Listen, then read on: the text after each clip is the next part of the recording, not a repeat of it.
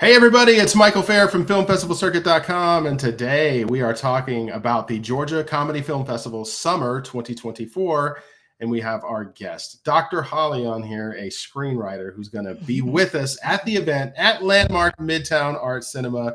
We're going to talk screenwriting, we're going to talk about screenplays, we're just going to talk about just everything that's going on at this event, from the networking to the awards to the film screening. So, Dr. Holly, thank you so much for joining us. How are you? I'm well. Thank you for having me. How are you? I'm good. I'm fired up. We are in August. The Yes. event's in August. I've been doing a bunch of these interviews in July. It's like it seems so far away, but now that we're in the same month, I'm ready because this is going to be fun. It's a big venue, great projection, great place to be, Midtown Atlanta, and it's all comedy all the time. And that's all we're doing is laughing. And it's not just what we are screening, but we're honoring the future stars of tomorrow, the people that are going to have their films, ones who are writing the backbone and the structure, like you, a screenwriter with 2 screenplays nominated. My goodness, you are dominating Georgia Comedy Film Festival. Dominating, Oh my boy. gosh. I I had made a post because I was like, if competing against yourself in your own lane was a person. So I just want to thank the judges of the festival who worked around the clock tirelessly going through, I'm pretty sure, thousands of submissions, because I've never competed actually against myself. So this is like huge, exciting, all at the same time. So thank you to all the judges of the festival. You're very welcome. I will pass it on. And this is what comes, we have a very fair judging system, and there's just a lot of dark comedy screenplays that could not make the cut. They tried. And the fact that your writing was up there, but you're writing with both of your screenplays, we'll get into those, you're writing at a certain level, and I don't mean just like technical level, like spelling and grammar and structure and format. I'm talking about like character development, taking Mm. someone who transforms throughout the story, creating situations that are dark comedy specific, that are going to appeal to a certain audience, a mature audience for sure, that you get, and you have your own brand of humor. And we're going to get into that a little bit. So I want to talk about Widow's Wishes first, and I'll be impartial. I'm not voting on this, okay? Okay. Personally, the judges are voting on the winners, and they haven't told me yet. But Widow's Wish is kind of my favorite. All right, Oh, yeah, thank it's kind of my you. favorite. Yeah, I Really? gotta admit, it's kind of my favorite. But Wow. I hopefully feel that's not. honored. Hopefully it's not influencing too many people when I say that. But can you please give us an idea of what the story is about? And then also, when you tell us, kind of set it up for us, tell us why you wrote it. Okay. So Widow's Wishes is basically about a main character who has something that is clinically, which is a very real term called widow's fantasy, but I decided to call it widow's wishes. I am a clinically licensed therapist, so I write what I know. And so this particular character, she has widow's wishes, and she accidentally kills her abusive husband, and she basically enlists her therapist to help her cover it up. That is awesome. That's like you're like that's like some Pulp Fiction stuff right there. Yeah. Yes. Um, and so for me, a lot of everything that I write is women and female centered, right? I love because again, I'm a woman, I identify as such, and I like telling our stories. And so I was like, wow, this will be a different concept because I had never heard of the term widow's fantasies until I started to research it and just learn more about it. And I was like, wow. So I'm big on like having, layered characters. And yes, it is a dark comedy. You're going to see where I bring a different lens to mental health in a sense where there is like this layer of wow, this is dark, but I also make you laugh because at the same time, something so dark, we have to find a way to also find a comedic value in it. And I think we can find, funny in just about any and everything. And that I think that's my niche in sticking with what I know and finding a way to bring some laughter and some lightheartedness to persons who may have a mental health disorder or diagnoses. Yeah. Yeah, I definitely felt the underlying theme on that. And Okay. sometimes we can tell stories and we can translate messages through comedy because we're receptive, right? Comedy is that one genre where you get the instant reaction, right? Where you have to laugh. When you laugh, it's just it just pops out of you, right? And you got some good laughs in here. You got some cringe in here too. I'm not giving away your story, so you know, if you're a producer and you're coming down to the festival, you're gonna have to request your own copy of the screenplay. I'm not putting it out there, but it's very good. Um, Thank you. but you know, the quality, you're very welcome. The quality is on both are great. You know, reality is onto something. Let's talk about that because that is also nominated for the Best Dark Comedy Screenplay Award. Tell us what that one is about, and it's different. It's definitely different. Okay, so it's kind of like a spoof slash parody on my journey of leaving the therapy space and stepping into being a comedian because I'm a stand-up comic. I travel. I'm on tour as we speak.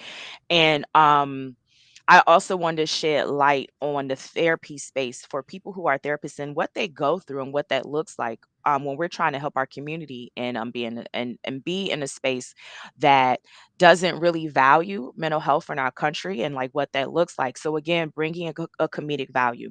Reality on is something also touches on a lot of social justice issues. We're talking about oppression, racism, classism, but again, it is dark with a comedic value. I talk about also how, you know, in our community, you have a high number, especially Black women, who may die by way of suicide, right? So, again, bringing these things to the forefront in a way where you can look at them, dissect them, but you still can enjoy. Less cringy in my opinion, but I just again want people to still have a lighthearted way to digest mental health. So maybe, hopefully, people can talk about it more and be open more about it. Well, I appreciate you being transparent about that, coming from personal experience. Sometimes it's just the best writing because, you know, the true stories are sometimes more interesting than fiction. But you did a great job of weaving this tale too. So, very, very, very good job there. Yes. So I got to ask, you got these great screenplays. You're on tour. Got a lot to talk about. You got things in, you know, cooking. Tell us about that. What's going on with Dr. Holly? So, you know, just to kind of backtrack a little bit, I've been a writer since the fourth grade. I love writing. I have, you know, two beautiful teenagers. My son is about to be a senior and I'm married. So life, you know, was kind of happening, but I never stopped writing. I have index cards from like stories I've written 10, 20 years ago. So now that, you know, I'm kind of in that second half of my life, I'm like, I want to get back to this. And I decided to basically write television scripts. Television is my you know, my lane. I love television, but I've been challenging myself to do short films. I'll be the first to admit that my focus on like features or long full films is not my jam, but I can do very short, bringing in a story. So I'm looking forward to hopefully film my first short film by the end of the year, early spring, so that I can come back and submit, of course, to your festivals because I mean, you guys are just amazing.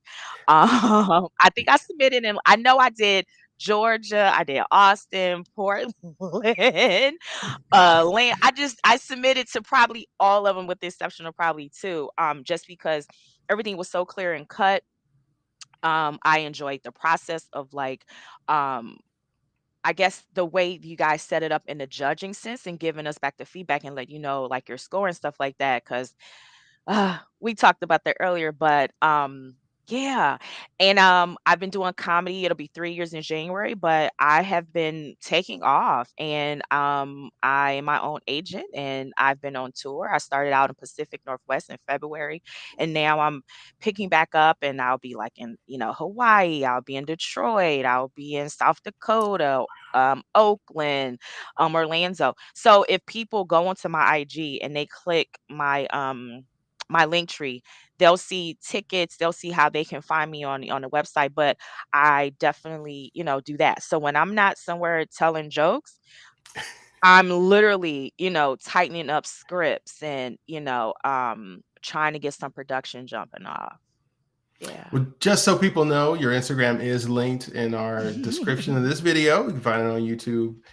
Facebook and Twitter and all that good stuff. So I hope people follow you. I'm actually kind of surprised. I didn't bring this up earlier, but I'm kind of surprised you haven't done more in front of the camera stuff. A lot of people who do stand up, it seems like they naturally want to start doing film, as actors and things like that. Have you ever had any interest in acting? Yes, I was an extra on a set of Billions, which was so fun. I've acted in some local filming here in Philadelphia, and sometimes I'll go and fill in for some smaller projects in New York as well. Reality on is something I will definitely be starring in that as myself, right? And then the other pilots that I wrote, I definitely won't be a part of because I want to stay on the back end with the writing and producing. Mhm. Um, and as far as my comedy, I think people just have to kind of come to my shows and check me out. I don't post a lot of that because again, I'm behind the scenes a lot because I do other stuff. I mean, I'm gonna be the first to announce it here. A lot of comics, excuse me,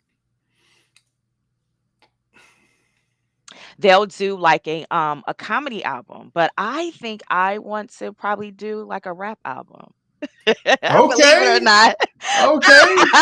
Yeah, so I think about Donald Glover, Childish Gambino, right out of Atlanta, right? I think he's such a great artist, writing, starting out with, with SNL, with Tina Fey and um Community, and then he did some stand up. His special I thought was funny at the time, and then he became Childish Gambino. Atlanta, Dark Comedy. So he is just like somebody I'm like, "Yes, I wanna do that. I wanna do that." You know what I mean? Okay. Inspiring. I Yeah. was kind of thinking that. I didn't know that, but I was thinking, Yeah, okay. Yeah, where's yeah. your step on screen? Yeah, I know, a lot of comedians like to do that. So, well, look, this has been a pleasure. I really enjoyed the conversation. Is there anything else you'd like to add before we go?